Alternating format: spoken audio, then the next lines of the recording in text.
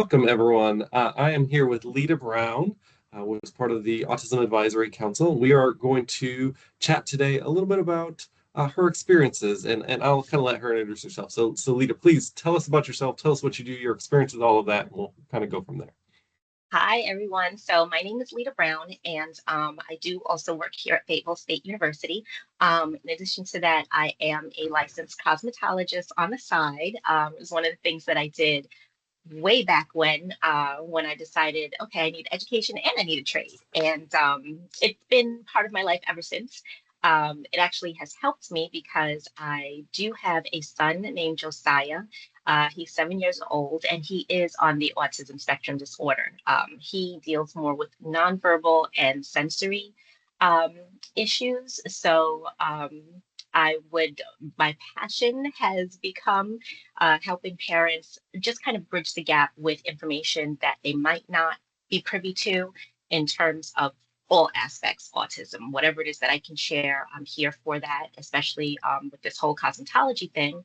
I've been introduced into that world as well, and I'm just here to give good advice. That is awesome. So, all right, today we're going to kind of take two key pathways because a lot of what we chat about in our Autism Advisory Council is kind of from the parental side of things, but we also, and we will talk about that. We also want to kind of talk about healthcare specialists. But as a parent of a child with autism and as a stylist yourself, what would you want parents to share from the get-go or even before the haircut starts in order to have that successful haircut? What would be very helpful if they shared with the stylist so that you can start things off successfully? Absolutely. So the most important things that I would like either the parent or if the child can speak on their behalf to share with the stylist, if I was the person giving the haircut, I think absolutely triggers. Each parent knows their child, and each child, if they can communicate it, knows their tolerance level. So definitely let me know what the child's comfort level is. Has the child ever had a haircut before? Is this the first time? Have we been successful at a haircut before? Are there any kind of sensory issues? Let me know if the child is starting to get a little bit anxious or upset. What are the triggers? What does it look like? What does being uncomfortable look like for your child? And have you been successful with clippers? Have you been successful with scissors? Or have you not been successful with anything and you just want to try it out? Let me know where we are in the process so that I can adjust things if I need to, turn down the volume, turn down the lights, play a favorite song. Is there a preferred item? What keeps the child calm and happy? That's what I would need to know. What about, and maybe even backing up a little further, when the parent is still thinking, hey, I know I need to get my child in for a haircut, and I know so and so who cuts hair. Would you give any advice to them, like if they're making a phone call and say, hey, do you so and so stylist, have you ever cut a child with autism hair? Would you give any advice on that? Kind of any questions to ask or things to kind of think about as they're even starting this process of like, I just need to identify somebody who can potentially give a haircut. Yes, absolutely. What I would do first is because a lot of times families already have a barber or a salon that they go to that's preferred, that they've been going to, or their kids or husband or whatever the case may be. So, what I would do is I would get in touch with that. If you have a local place that you already attend for your family or yourself, get in touch with that establishment, speak with the barber or the hairstylist or even the manager, and find out if there are barbers or hairstylists that are autism friendly, ASD friendly, sensory friendly. Because oftentimes, what I found is there is no training. There's a big gap there, and the stylists they do the best that they can. The thing is with children, and I never know a politically correct way to say this, so I'm just going to say it. With children, haircuts are never a fun thing. You do have some children that'll actually go and they'll fall asleep in the chair. I've seen it happen. And there are some children you go in there and they are just crazy. They are upset. They are all over the place. They just do not want to be there. And that's whether they have sensory issues or not. So any child, when a parent is starting the process, especially if your child does have sensory issues, I would say get in touch with the establishment, get in touch with the manager, find out How busy is it? When is the most quiet time that I can get there? Is there a barber that is trained and sensory friendly for me? Can I bring in items from the outside? My child might like to watch a specific cartoon. There might be a show that keeps him or her quiet, and it doesn't matter what you do.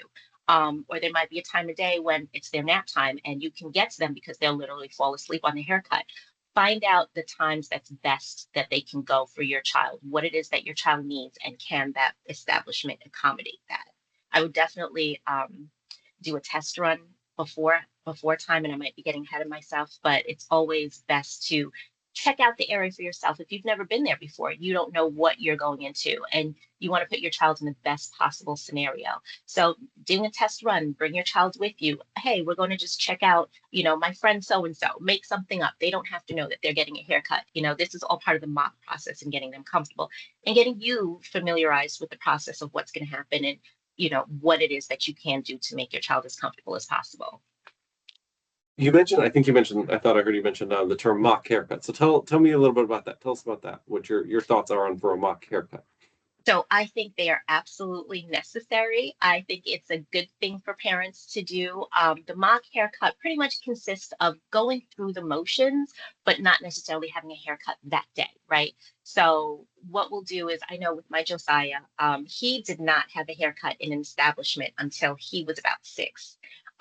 Before that time, I was cutting his hair. He was getting his haircuts from mommy. And then before that, we actually did find a traveling barber that came and gave him a haircut outside of mom. Because, eventually we did want to get him to the salon. But when we were ready to get him to, I said salon, he's a boy, the barber shop.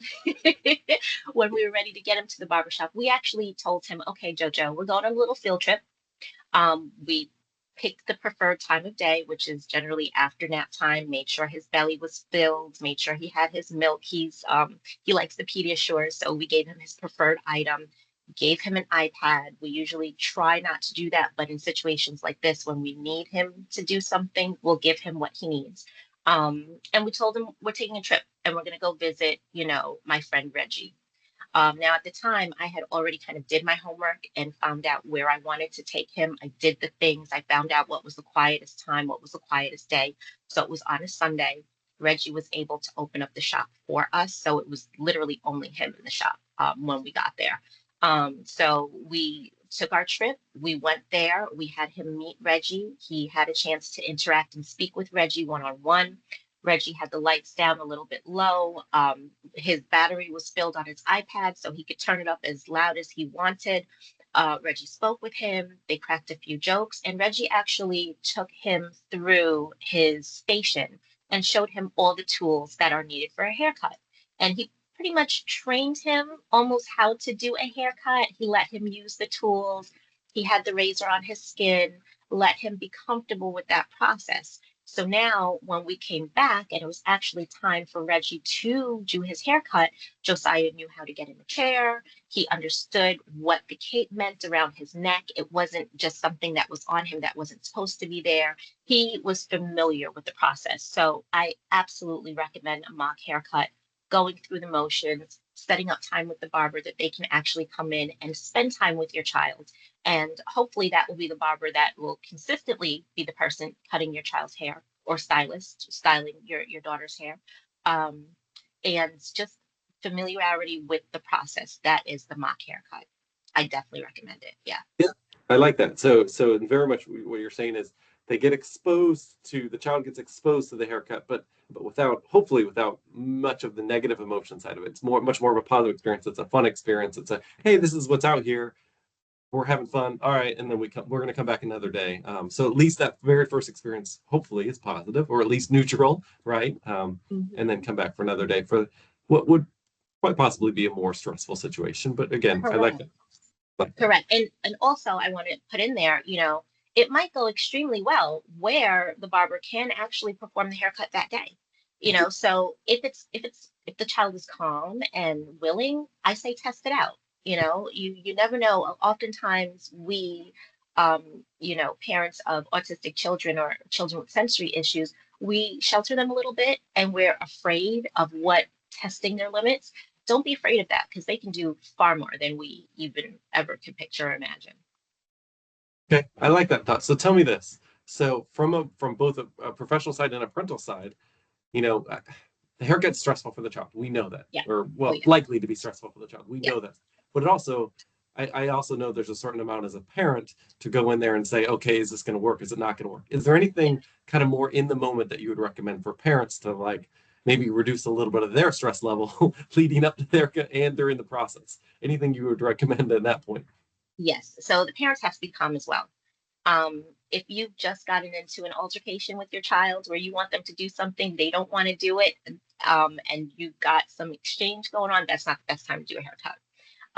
If you're rushing coming off of work and you just want to hurry up, get this haircut done, and go home and make dinner, that's not the best time to do a haircut. So for parents too, you have to schedule it not only around when the child is happy and comfortable and ready, but when you as the parent have time. Because the haircut itself, once you get the child in the chair, it can be all of 15 minutes if they're having a really, really good day and or they've been through this before, or it could be potentially the whole day because sometimes now, the child might have a tantrum. They might get scared. They might get overstimulated. They might get overwhelmed. And the stylist or barber would have to stop the service and either come back later on or reschedule, right? So, and we don't want to get anxious. We don't want to get frustrated. This is not a job, okay? This is not a task that we have to check off.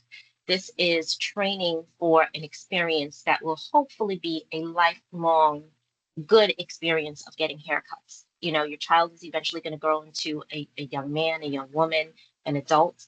And this is part of the process of being an adult, it's being a whole person. So we have to do it in a way that we can be calm. We can be calm to give direction to the stylist because they're looking to us for direction because it's our child. They might have all the training in the world, but if you're not calm enough to say, okay, I see my child is putting hands over their ears. That's he's being overstimulated. We need to stop.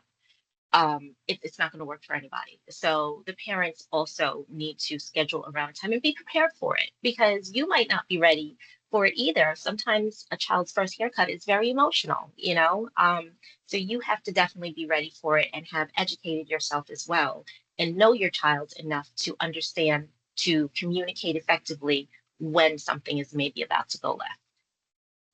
All right. So the preparation is not, it's not just for the child. It sounds like it's just as much for the adult in this It's situation. just for it's the whole family. And sometimes the child that has the sensory issues might have a preferred person.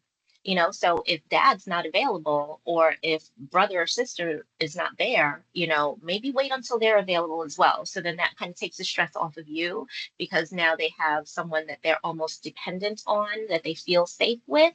That will make everything so much more easier. I like that. Is there anything else that you can kind of think of from the family side in terms of preparation, in terms of kind of having a successful haircut setting up? As you said, because you're right, it's not just today. It's not just the haircut today. It is a lifelong. At some point, you got to get a haircut. Is there anything else that you would kind of recommend or tips or tricks that have worked for you, either again personally or professionally?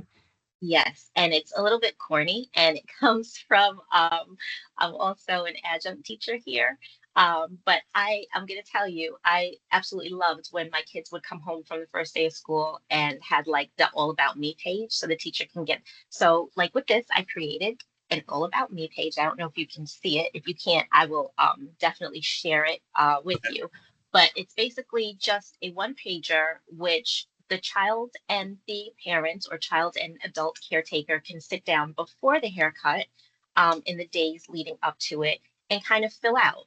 It has my name is, and I am X years old. There's space where you can put the child's picture in it. And then there's a breakdown. What helps to calm me down is, and there's little spots to fill out. My favorite reward after a haircut is spots to fill out.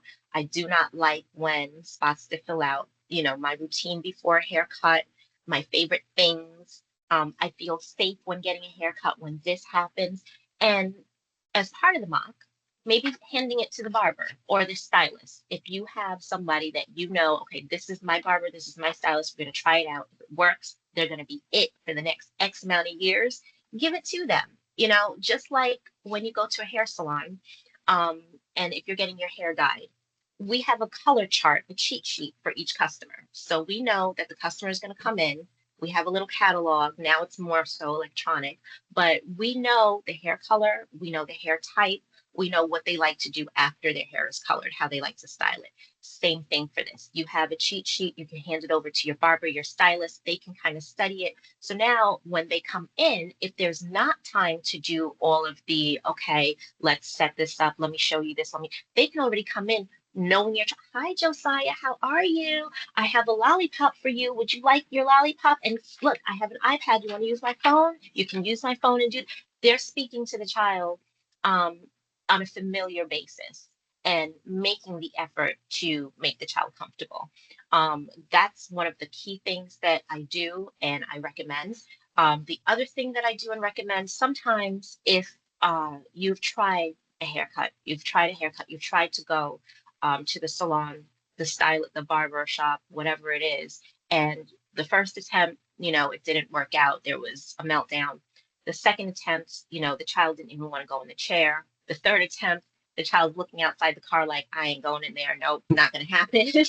I recommend there's a lot of mobile stylists out there now. And I want to take this time to do a plug. I'm giving a shout out to Miss Jacqueline Leathers.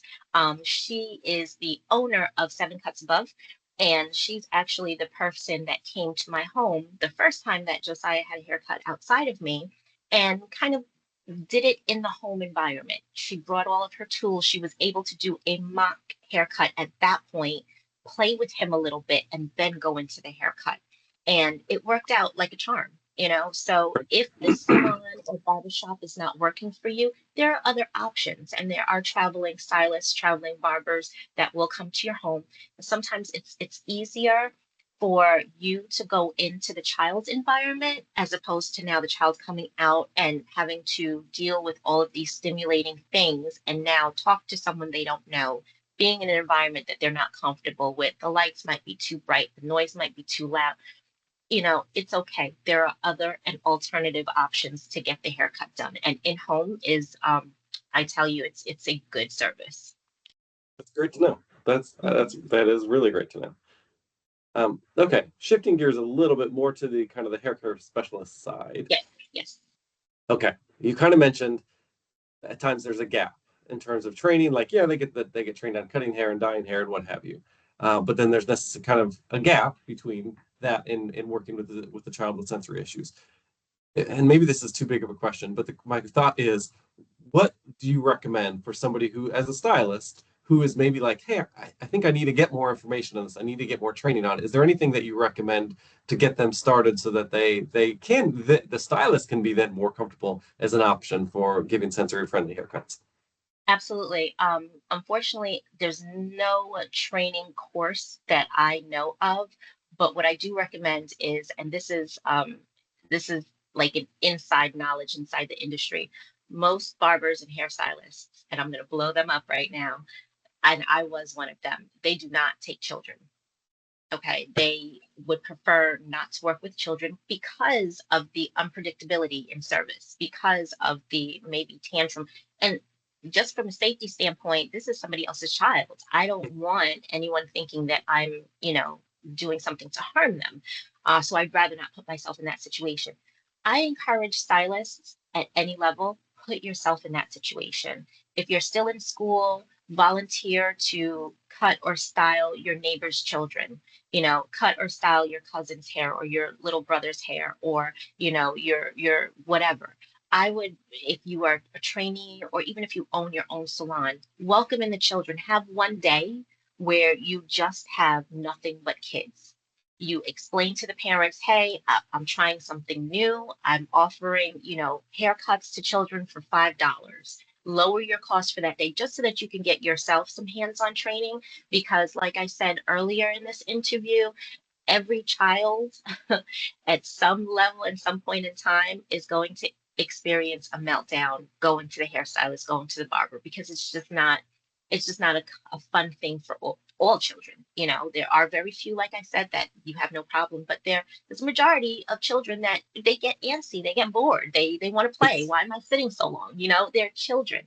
So as stylists, we need to familiarize ourselves with every different, I always say every different hair type, every different service, every different age group, because now you're making yourself more eclectic, you're making yourself more desirable, and it's more lucrative for you at the bottom line.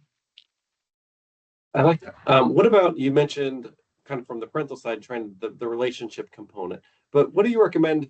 Okay, hey, I've accepted a haircut and I know it's going to be, I know it needs to be more sensory friendly and I've got a little bit of experience. What do you recommend in terms of like relationship building to maybe try to help ease that process from the Definitely, provider side? definitely. From the provider side, it's important to listen to your client. Just because it was successful with somebody else doesn't mean that it'll be successful with X person sitting in your chair right now. So it's important to take the time. That's part of the consultation.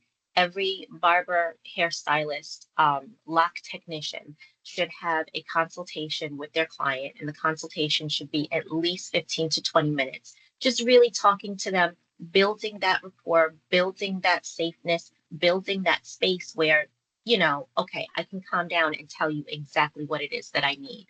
Um, Another thing is visuals. Just like children on the ASD, some of them are highly visual. And if you give them pictures of what's about to happen, it's the same thing with performing a haircut. If you give me a picture of what it is that you would like to have your child service with today, and you're clear with what it is that you need, and I'm listening and I'm seeing what it is so that we're all on the same page, that's good too. So the relationship building with client to parents or service provider to client is very, very important. And that all takes place with listening. If you're going to be a stylist where you're coming to somebody's home, I would suggest, if you can, if you're within close proximity, coming to the home ahead of time before the haircut. And that would be your mock session.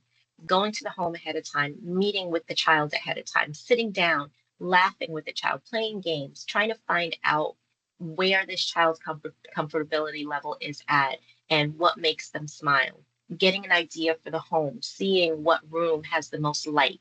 That's all being personable. And that's all building a relationship with your client. Those things are and that's just that personal touch. That's very important. Greeting your customer by name, learning their name. It's important. Um, the thought just occurred to me, and you kind of touched along lines. What are your thoughts on visual schedules? Are a very big thing in the autism community, prepping students what's coming next. But what are your thoughts on the use of like a essentially a visual schedule for, first we're going to do the scissors and then we're going to do the buzzer or whatever it may be. What are your thoughts? Have you ever heard of that? Has that been something you've found effective? Tell me your thoughts on that. Absolutely. Communication cards. So I use communication cards with my son Josiah. So whenever I did, just in getting him ready to do certain things like brush his teeth or wash his hands or get ready for dinner, same thing with the haircuts. They have communication cards where it has a visual with, okay, you're going to sit down in the chair, or even you arrive at the salon, you sit down in the chair. The barber drapes the cape over your shoulder. These are the tools the barber is going to use, showing what the barber or hairstyle is going to be doing next, putting them on the refrigerator because we used to cut his hair in the kitchen. So putting them on the refrigerator and letting him see, okay, and pointing to this is step one, this is step two. Visual learning is so important, and that's with any child as well. That would work. I do encourage that. You can get sensory cards from Amazon. As a stylist, we have boards. We have little. I don't have anything with me now, but we have little boards that you can set up where you can put your tools on. You can move your tools and put those vision cards, or you can even cut them out yourself. Um, Go onto Google Images and print out each step of the process and put them up in ahead of time before your client comes so that you can point to what's happening. I've even actually been in a salon before where I saw the stylist had on a YouTube video as to what comes next, because that particular stylist, they catered to children. It was like a children operated situation. She had a YouTube video just constantly looping the haircut process, the washing of the hair process, the clipping with clippers, the cutting with scissors. So children would watch this, it might not be a cartoon, but it's visual, it's a video. Their attention is towards it. They can now interpret, okay, this is what's happening to me. I'm okay with this. Yeah. That's a really good idea. I hadn't thought about that as a, I mean, I'm sure that stuff exists out there. It's not something that you have to create. It's just, you just No, got to Google search it. you just got to Google search it. You just got to do it. That's interesting.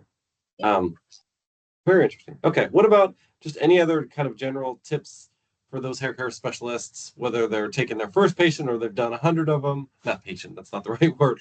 First client with sensory, with some sensory concern. Any just again, big picture, general recommendations wherever they're at, kind of in their professional experience. Yes, calm down. Take a deep breath. Okay. Think about positive things.